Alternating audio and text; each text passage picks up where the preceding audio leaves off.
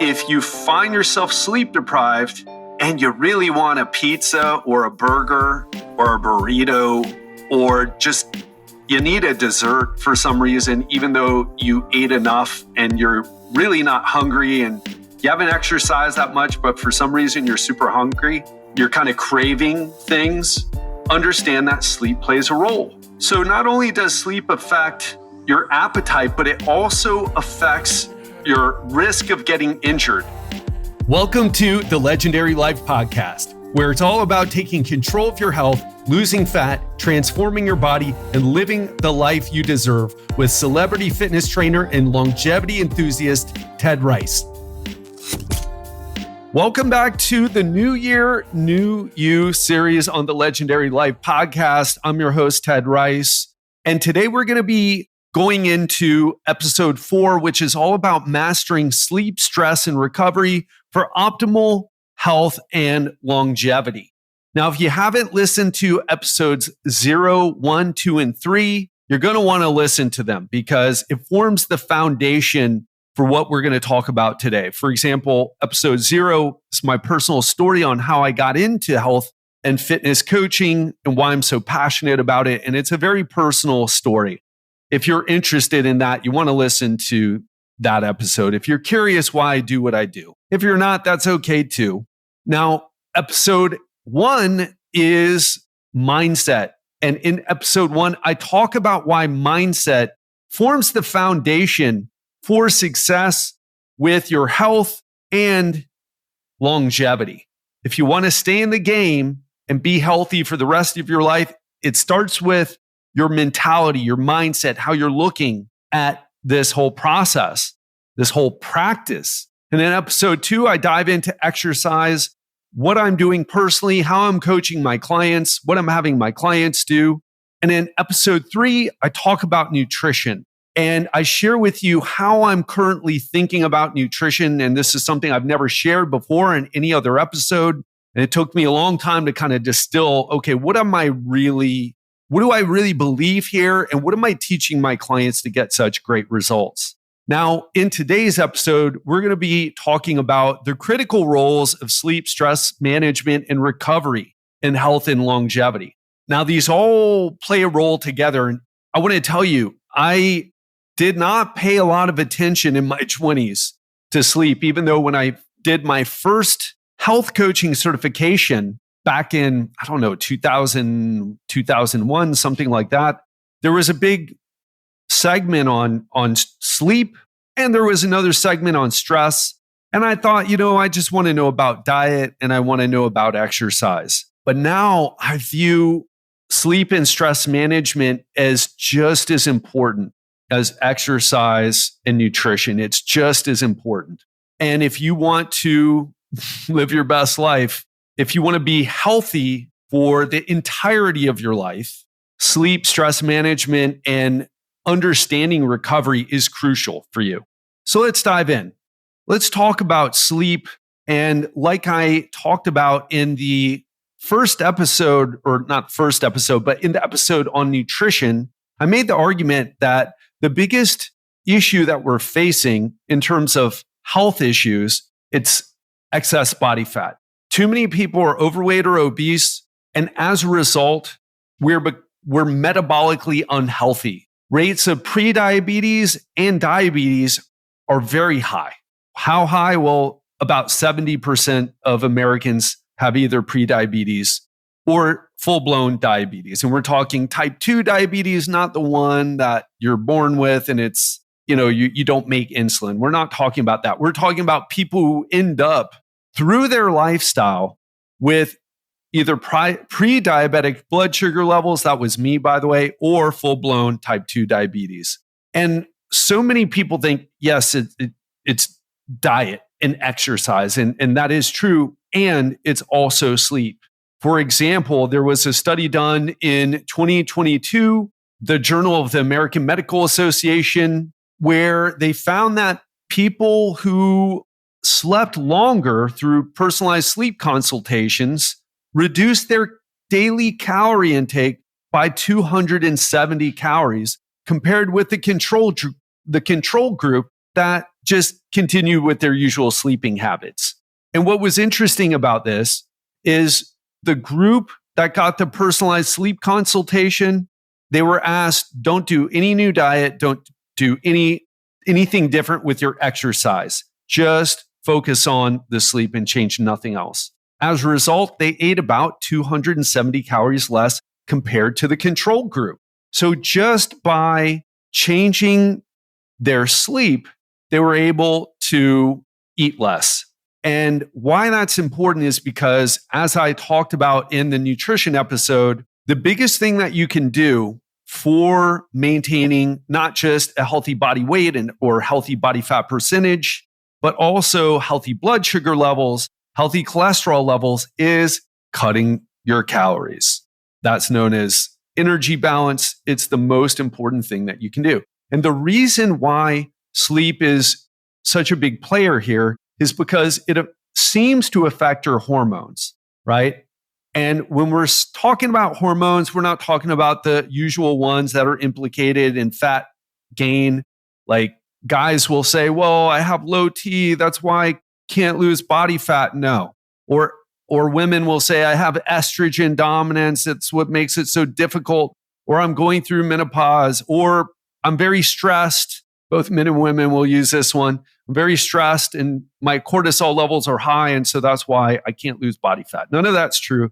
You're eating too many calories. But one of the reasons that you're eating so much is if you happen to be sleep deprived, is because sleep influences your hunger hormones, your hunger regulating hormones. For example, I've talked a lot about ghrelin, which is a hormone that your stomach releases to signal hunger to your brain. So if you've ever been physiologically hungry and so hungry that your stomach grumbles, that's ghrelin doing its work. And then there's leptin. Your fat cells create leptin, and leptin does many things, but it's also known as the satiety hormone. Why? Because it sends a signal to your hypothalamus in your brain saying, hey, you're full. And these hormones, they help regulate your appetite. And one meta-analysis, so that's when it's one study that looks at a group of studies and crunches the data to make conclusions about what all the studies say. And it found that on average, sleep-deprived people ate 385 more calories than those got a decent night rest. So what are we talking about a decent night rest? Well, we're talking about sleeping 7 to 9 hours. We're talking about, not having multiple interruptions. So we're talking about getting enough sleep, and of the hours that you sleep, good quality sleep. Another thing is that lack of sleep doesn't just make you more hungry. For example, it's like, well, I'm more hungry. You didn't sleep well last night. I better add some more chicken to that chicken salad with the vinaigrette dressing.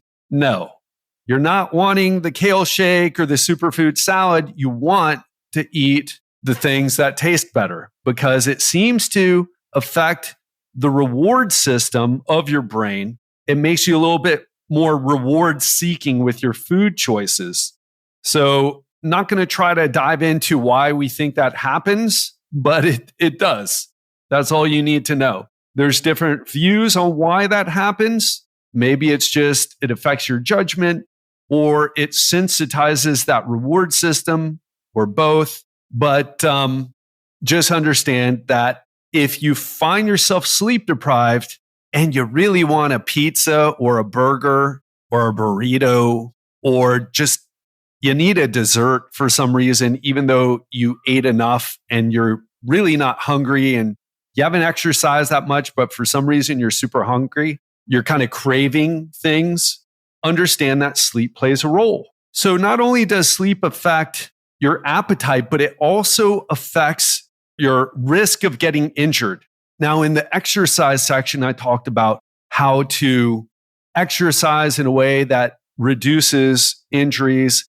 But the reality is something like sleep is just as powerful. And so many people, and this is such a mind twist, if you will, because people will often ask me, hey, I have like this chronic shoulder issue or whatever the case may be. And I'll say, okay, cool. Here's some exercises for that shoulder, but also, how are you sleeping? People don't make the connection with sleep and injuries, but we know from studies it's one of the most important factors. For example, if you ask most people, hey, how do you prevent injuries? Oh, well, you got to do stretching. Interestingly enough, the connection between stretching and injury prevention is either non-existent, or the studies show that the more people stretch, the more likely they get injured. Now, there's some nuance there that I'm not going to get into, because the studies I'm talking about were on athletes and they did a lot of static stretching before they did their practices. And I do think there is a place for static stretching, but just understand, if you're thinking, well, I'm going to stretch out before I train, that is not nearly as important as how many hours do you sleep. And we're just learning about sleep and injury. I looked at 3 studies recently. 2 of them were on adolescents, which adolescents need more sleep. So, and then they're in high school. These particular, study participants were in high school. And so, they're waking up early. You remember high school. It totally sucked. You need more sleep than an adult, but you're waking up, at least I was waking up at like 6 a.m. to catch the bus by 6:30. It was ridiculous, terrible. And so I forget what time school started. Was it 7 or 7:30? I totally forget. But high school sucked in that way in terms of sleep. It was fun to see my friends, but it was terrible. So I did also see, which is more relevant, a study on special forces operatives and sleep. And so what we can infer from all this data is basically there's an inverse relationship. The more sleep you get, the lower your risk of injury. Another thing that happens is that we know that lack of sleep can negatively affect, can't speak English. Maybe I actually did sleep really well last night, but I trained really hard this morning. I'm not going to get too much into that, or maybe on the stress section or recovery section, I will. But we know that sleep deprivation affects muscle mass. So you lose muscle more easily if you're sleeping poorly. Or if you're not sleeping enough. Again, it's like, well, how many pounds of muscle will I lose if I sleep 5 hours a night versus 7 hours a night? We don't know that. But we do know, just in general, if you're struggling to put muscle on, or if you feel like your metabolism has lowered, maybe it has, but it's because you lost muscle, not because of some other, magical physiological factor, that can happen.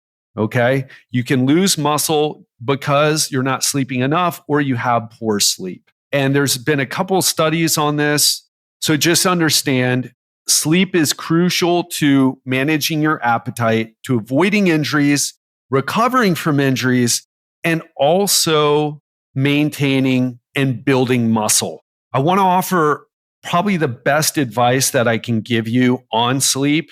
Then I've been studying sleep for years, and the number one thing that changed sleep for me is getting a wearable and tracking my sleep and looking at it and seeing what works for improving sleep, what doesn't work for improving sleep. And what I found, so I've been using an Oura Ring since 2019. Let me say that first. I've been using an Oura Ring since 2019, and we're almost in 2024 now. So after years of data, I've been able to really figure things out. And not only from the data of just the Oura Ring, but I've traveled all over the world. And I've been in Europe, like Lisbon in Spain, where they use blackout shutters because sometimes the sun goes down at 9 p.m. And right now I'm in Playa del Carmen, Mexico. And it's not only does the sun isn't so bad, but this particular place doesn't have blackout blinds. It does, but it doesn't block out all the ambient light. And I'm right next to this track that has these huge lights that stay on all night. And I can tell you, different places with different amounts of light or different amounts of noise, I see how it affects my sleep. And it was all from looking at data. Now, I want to say this, I don't have any relationship with the Oura Ring. In other words, I don't benefit financially, I should say, from recommending the Oura Ring. It's just, I've been using it since the beginning of 2019, and I love it. It's helped me out so much. I have clients who use the Whoop band. I've never used one. I probably should get one, but I'm running around a lot, so it's kind of hard to order things sometimes. So they swear by it as well. They really enjoyed it. And more importantly, they weren't going to wear a ring. So that's worth checking into.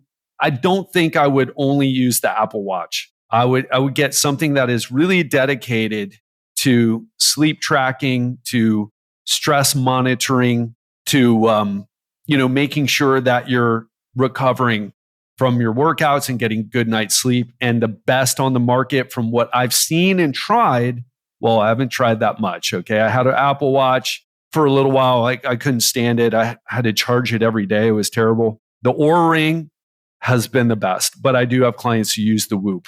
That's my number one sleep hack. Okay. We can get into the supplements and all that type of stuff, but if you have any issues, track your sleep. That's the best advice I think anyone can give you. Number 2, managing stress for longevity. And when I say stress, I want to say this. I recently made a post on Twitter talking about stress, and someone said, stress is 100% in your mind.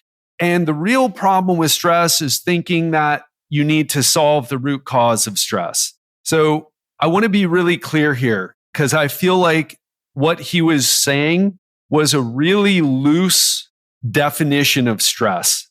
And so when I'm talking about stress, I'm talking about really the data of your body, not your subjective thoughts about whether you're stressed or not.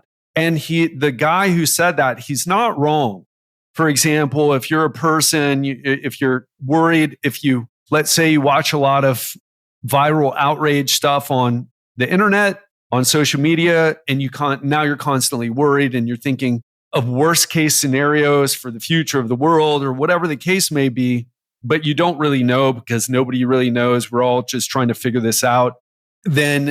And probably the future is going to be better than what we think because people are constantly innovating, and probably 10 or 20 years we'll have technology that solves a lot of the problems that we're creating.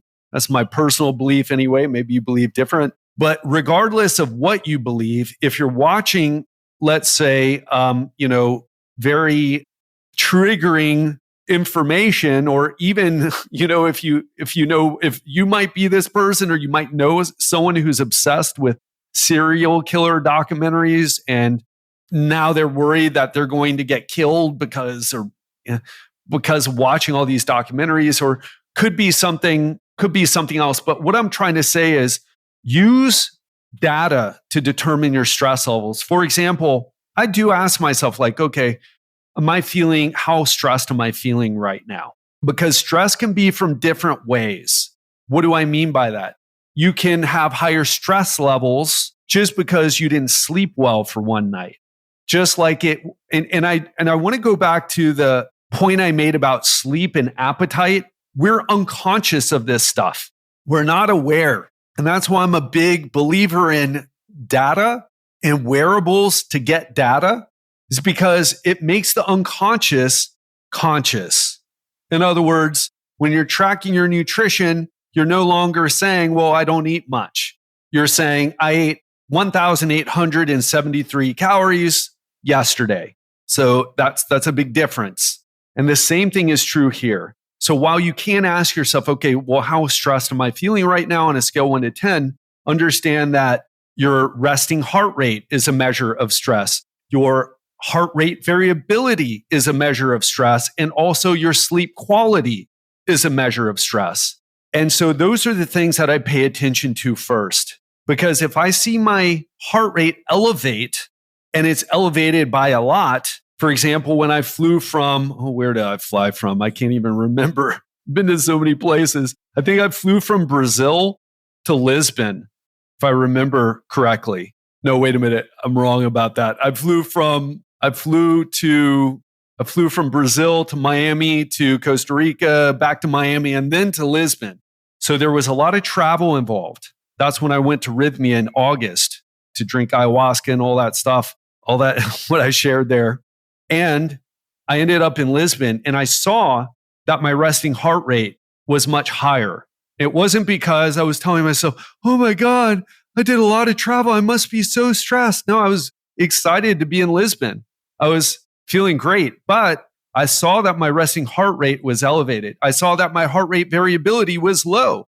And yeah, the only experience that I had, by the way, was that I felt, just a bit out of whack, but that's because of the circadian disruption. I didn't feel particularly stressed, like, oh my God, I need to meditate, or I need to speak to a psychologist because I'm so stressed. No, but I saw the data in my Oura Ring stats and I said, you know what? I've got to bring my resting heart rate down. So what did I do?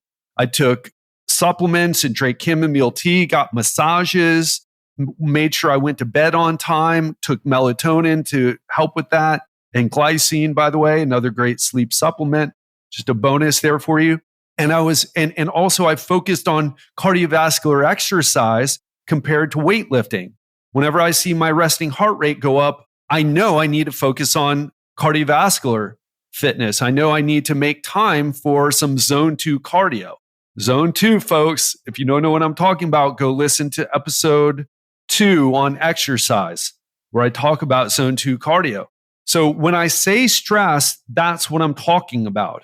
And why stress is important and why managing stress is important is because the first one I'll throw out is stress and sport injuries. Again, we think, well, what's the magic exercise here? Because when we talk about getting injured, everybody wants to know, well, what's the exercise or what's the stretch that I need to do?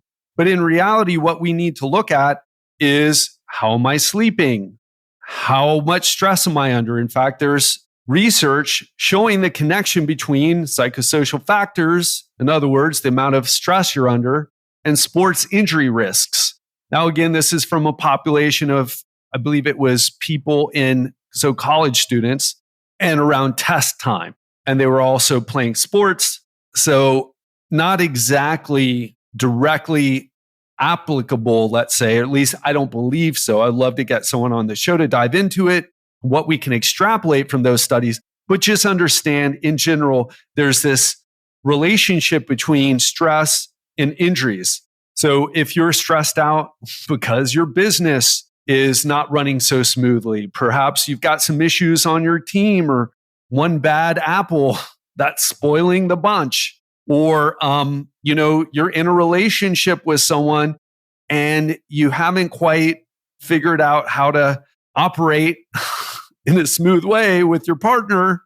Or, for example, I get clients sometimes, they're going through divorce, both men and women, by the way. And those are people I'm not like, hey, let's push you harder in the gym so that you can deal with your stress. No, I have them do other things, which I'll talk about in the recovery section, which we'll jump into next. And let's talk about the stress obesity connection, because people say, well, I'm stressed and therefore I got fat. So what stress seems to do is this. Now, I've thrown around a statistic before that somewhere in the neighborhood of 70% of people or more eat because they're stressed. So it's really hard to, I love studies, by the way, but sometimes it's like, well, there's definitely exceptions to the rule. All you need to ask yourself is, there is a connection here, and we'll talk about that in a second. But all you need to ask yourself is, do you end up eating more when you're stressed? Do you use food to manage your stress levels? It's very common, probably the most common thing, at least in the States, in America and other Western English speaking countries. So it increases your appetite, causes you to stress eat, or cravings. And again, you're not going for what's fashionable now, because I always say kale shake and superfood salad, but you're not going for the super grain salad or the avocado toast. You're going for the things that, again, light up your reward system, because food does seem to make us feel better. The issue, though, is that you do that enough and you don't solve the underlying source of stress. you end up with feeling more stressed because you're overweight or obese and your metabolic health is starting to worsen. So the other way that stress affects obesity is, while stress can't just make you fat, it can preferentially store fat around your midsection. In fact, the strongest connection we have with hormones and fat distribution is cortisol and belly fat.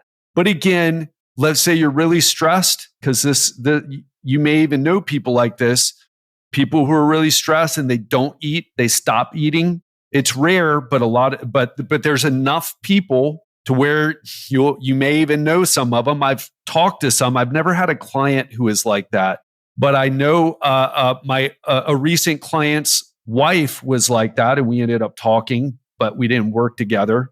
And she eats less when she's stressed. So you won't get fat just because the stress is there, but stress can make, it seems, most people overeat, just like lack of sleep, and stress affects sleep.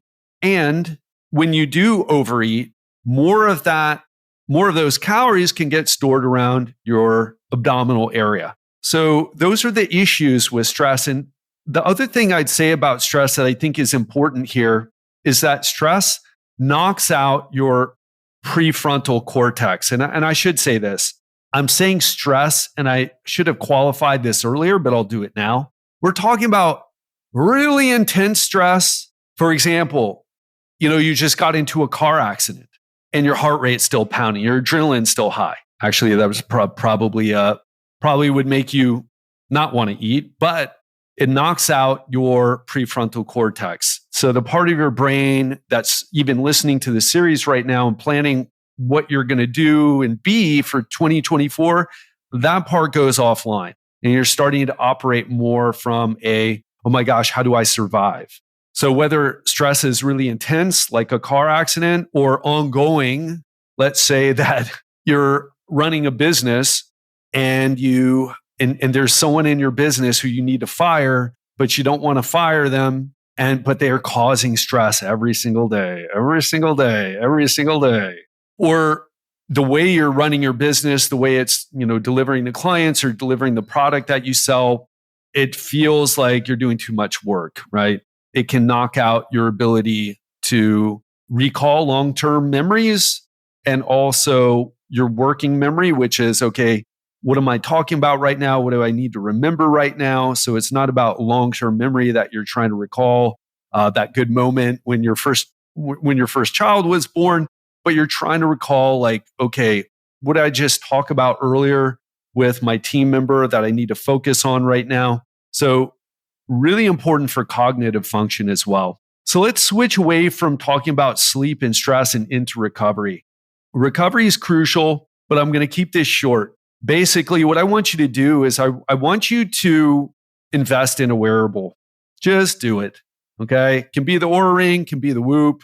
If you have an Apple Watch and you don't want to wear a watch and a ring or a wristband, that's what the Whoop is, by the way, cool. But start paying attention to your numbers and start optimizing them. For example, shooting for a resting heart rate of 60 or under is a really good thing. I'm not going to talk about heart rate variability because it's a more complicated subject. And also, I don't remember all the details about it as well. But resting heart rate, that's an easy one to manage. And of course, if you're wearing a wearable that does track heart rate variability, you can pay attention to when it goes down and when it goes up. And so that's the first thing. When we're talking about the art of recovery, you can ask yourself, hey, how recovered do I feel for sure? But also pay attention to your metrics. So again, resting heart rate variability, and sleep quality, hours of sleep, and also something like sleep efficiency, where how much of that time you were in bed were you actually sleeping? For example, I'm looking at my Oura stats right now. I was in bed for 8 hours and 40 minutes. And my sleep efficiency was 88%. So I actually slept 7 hours and 41 minutes for the 8 hours and 41 minutes that I was in bed. And my resting heart rate, at least the lowest point in my resting heart rate, was 43 last night. And the average was 48. So I was ready to go today. And I pushed myself hard in training because I did feel pretty good. And now I feel kind of destroyed, but I'm not going to save that. I'll save that for, I'll talk about that in a second. So after you have some data, some additional data that is good to be aware of is also tracking progress in the gym, tracking your workouts. Now, this can be pen and paper. You can try to do it in your head, and some people can do it. But I really highly recommend that you track. I use our app, and I think I'm going to look right now for you, but workout tracking app. Let's see. So it's Strong. It's called Strong. So you can download that. I've never used it because I use my own app, but you can track your workouts and see, if you go backwards in your progress, it's a good sign that you're not recovering well or that you're under too much stress. Another thing you can do is track your nutrition. That's what we have. We have our clients in our coaching program track their nutrition and track their workout progress. And if I see that they're eating a lot and they're not progressing, because if you're eating a lot of food and you're not crushing PRs in the gym, that's a problem. Okay. So I really love this data approach. Of course, I'm throwing a lot at you, but if you want a personalized approach, then we need to have a conversation and you know where to go for that. However, you can take this and do some experiments. Now, when it comes to the best ways to recover, I want you to not make the mistake that I used to make, which I used to think recovery was just about sitting on the couch on the days I wasn't training hard. That's not recovery. It can be, but if you're a high performer, if you're running a business, or if you're an athlete, or if you're both, you need to have active recovery. You need to have a different approach if you want the best results. Of course, you don't have to do it. You can do whatever you want. But if you want the best results, you're going to find them when you approach recovery in an active way. For example, I went to jiu-jitsu training today. It was about 90 minutes long. I did one more training than I wished I would have. And it was with a heavier guy, although I'm a brown belt. He was a blue belt. I thought, it's going to be okay. No, the guy was significantly heavier than me. And I'm weighing about 185 pounds right now. This guy must have been 200 to in between 200, 210. It just was miserable. And I was so tired.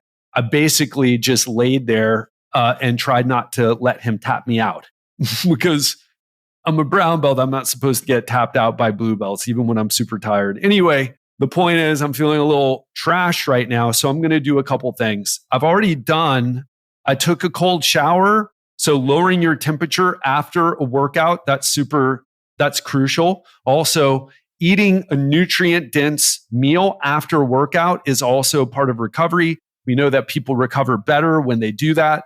And I'm going to either meditate today or get a massage or both. Other recovery things that you can do are like float tanks, acupuncture. You can basically do whatever you want. Stretching sessions, which is, again, probably the benefits of doing something like stretching, or that you're with someone, they're doing something to your body in a way that's therapeutic and you feel cared for, and you're focusing on breathing because we talked about how, stretching, it's got kind of a murky relationship with injuries and recovery in general, by the way. But do whatever makes you feel best. Could also be saunas, cold plunges. Again, whatever you do, make sure you just pay attention to the metrics.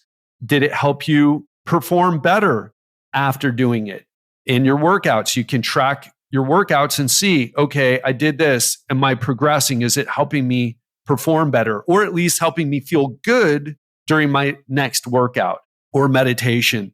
I love meditation for lowering heart rate and blood pressure. In fact, if you do meditation, you can see, and you take your blood pressure before and after, you will see a significant drop, or at least I do. All right. Again, maybe your blood pressure is low to begin with. Maybe you don't see a change. Again, that's why you need to personalize this. But for me, I can do a meditation after workout. Like I'm sure my resting heart rate is higher than usual right now. And my blood pressure is probably a little bit elevated. I can do a meditation. I can see a difference, or a massage and also see a difference. Other methods I'll throw in here too. You can do yoga. You can do zone 2 cardio. For me, I'm already feeling pretty beat up. So I feel like any type of exercise will stress me out more. And again, that's something you learn, something you have to know. Some of you, maybe you recover very well, and then throwing in yoga will help you, or doing some zone 2 cardio will help you recover. You've got to, again, gather data and then test different things. Pay attention to subjectively how you feel, but also, can you improve the numbers? Can you make your resting heart rate go down? Can you make your blood pressure go down? Can you influence your HRV? Do your numbers in the gym go up? Do you have more control over how hungry you are? Those are all ways that I think about recovery. So I want to end it here, but to summarize, sleep is crucial. We know that people who, I'll throw this in here, we know based on the best data that we have, that people who sleep over 9 hours or less than 6 hours, they tend to live shorter lives. And people who don't sleep enough tend to eat more, and they tend to have more injuries, and they tend to lose muscle. Best thing that you can do to dial in your sleep is to have some type of wearable to track it. When we're talking about stress, again, looking at data, resting heart rate is going to be the easiest one to track over time. And and blood pressure, those are the two that are the easiest ones to look to. In fact, often blood pressure medication is what's called a beta blocker, which blocks the action of adrenaline. Sometimes it's like a diuretic, making you pee out the water. But oftentimes a doctor will prescribe beta blockers to lower your blood pressure and resting heart rate. All right. So those are things that we can use as indicators of our stress levels. And of course, just asking yourself, how stressed am I on a scale 1 to 10, I think is another good thing, and something we ask our clients. And then for recovery, I talked about a lot of recovery modalities, but again, you're going to have to test different things out, see how you react to them, both subjectively. Does it make you feel better? In other words, like, I know if I go get a massage like I'm going to do today, I'm going to come out of there, I'm going to feel amazing. I know almost every time. Of course, there's some dependence on the therapy and the type of massage. Not all massages are the same. Not all therapists are equally as good. But I know in general, because I have my massage therapist that I find, I know that I'm going to come out of there feeling better. I'm going to be less irritable. My emotions are going to be better. And I also feel like it helps me recover from some of the stress I put my body under through lifting weights and jiu-jitsu training. But in the end, does it help you subjectively? Does it help you in your metrics? So that is it. I want you to integrate these strategies into your routines. Don't sleep on sleep, stress management, and recovery. So if you want to share some personal experience related to anything that we talked about today, I'd love for you to either email me on our newsletter. You can go to legendarylifepodcast.com, sign up to the newsletter. And once you get one of our emails, you just reply to that, or find me on Twitter at Ted, TED_RYCE. So Ted_Rice. So that is it for today. Just want to commend you for your commitment to listening to this episode and for your commitment to improving your health. The next episode, we're going to be talking about, let's say, the future of health and longevity and what I'm predicting will change based on what I've been learning about now. And so we're not going to be talking as much about exercise and all the things that we're talking about today. We're going to be talking about, what's the future of longevity? What is that looking like? So I'm going to make some predictions and also offer some actionable insight into what you can do. That's it for me. Hope you enjoyed this. Stay tuned for the next episode, and I'll speak to you then.